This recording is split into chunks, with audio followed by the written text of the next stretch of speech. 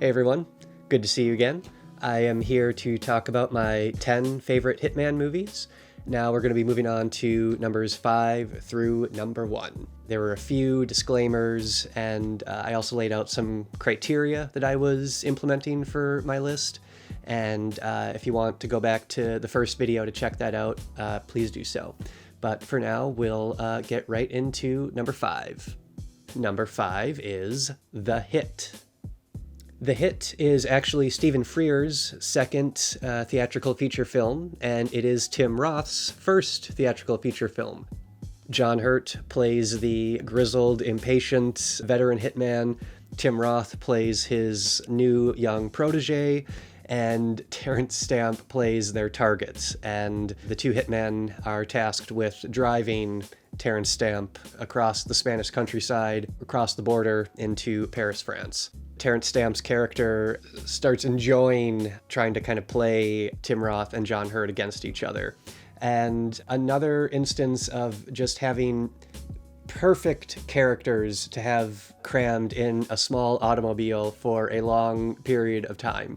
And just watching their personalities clash is immensely enjoyable. And this is also a movie that, it offers a great initial viewing, instantly enjoyable. But I've seen it maybe 3 or 4 times now, and each time it offers so much more, especially the spiritual dimensions of these characters and their journeys really start revealing themselves more and more as you watch it. Number 4, Branded to Kill.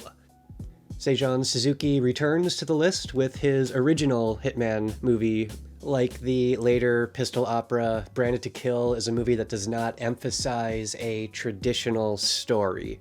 Branded to Kill emphasizes its style and how the style interacts with the story. It's a movie about movies. It's a genre movie about genre movies. It's also about 1960s pop culture, everything from crime movies to James Bond movies to pop art, pop music, advertising. It's about literature, it's about poetry and music. It's about everything. You're watching it because of the intoxicating quality of the cinematography, of the editing, just the ways in which Suzuki sets up a scenario or even just an image and then proceeds to tear it apart. And I think that Branded to Kill looks just as fresh today, sounds just as fresh today as it would have in 1967.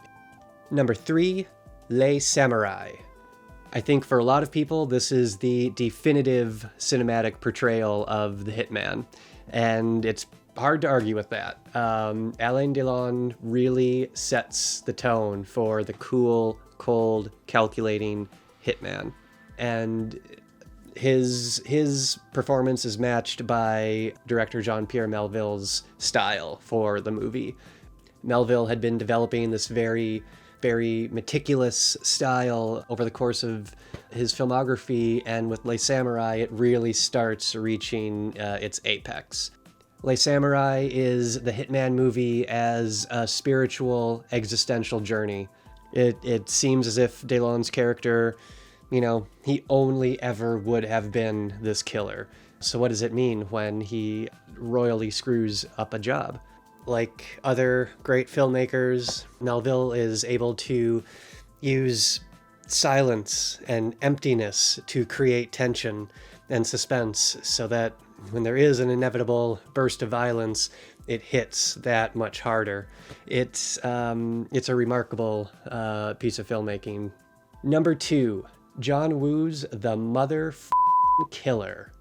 I can sit here and say that some of my favorite movies are 2001 or Playtime, but is there anything better than The Killer, really? I don't know, honestly. The Killer is so good. It is such a pleasure to watch. One of the most watchable movies ever made. Chow Yun-fat is one of the baddest motherfuckers ever to walk the planet, but also with one of the best smiles in cinema history. When that guy shows his teeth, it's magical. You know, for action aficionados, for some action aficionados, I think there's before the killer and after the killer.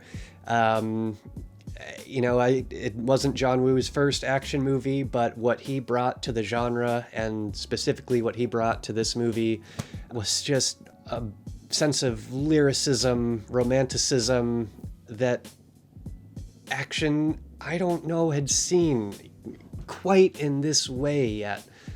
I can certainly see why some viewers would look at it and say it's cheesy, but I think, where some people might see cheese, I see excessive romanticism, excessive emotions. John Woo's love for this material is palpable every frame of this movie.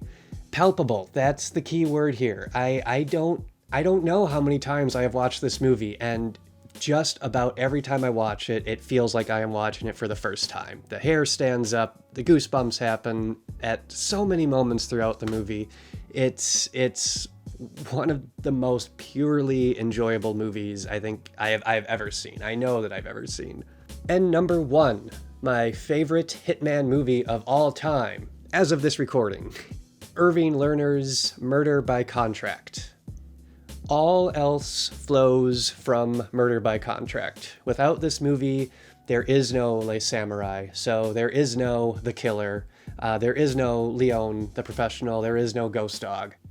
From the moment the movie starts, it's hard to believe this was made in 1958. The sense of cool this thing exudes is unparalleled amongst its contemporaries. Its rhythms, its beats, its characterizations, everything about this movie feels so far ahead of its time.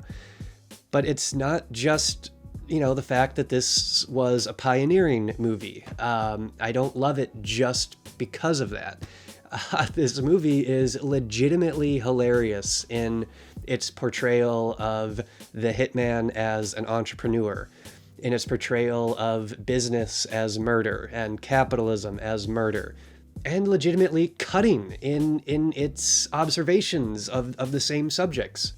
Vince Edwards plays a cool, calculating killer. Is there a theme in this area of movies yet?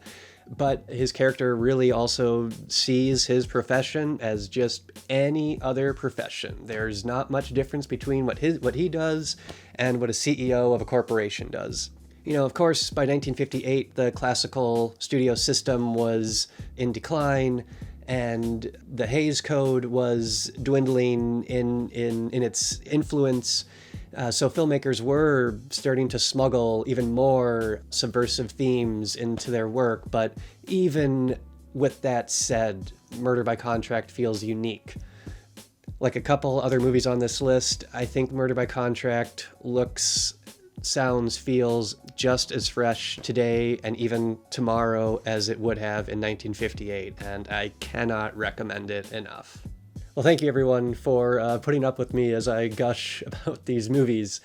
Please comment and share with us what your favorites are. I'd love to see what other people are thinking in this area and what they're watching. Thank you guys. We'll see you soon.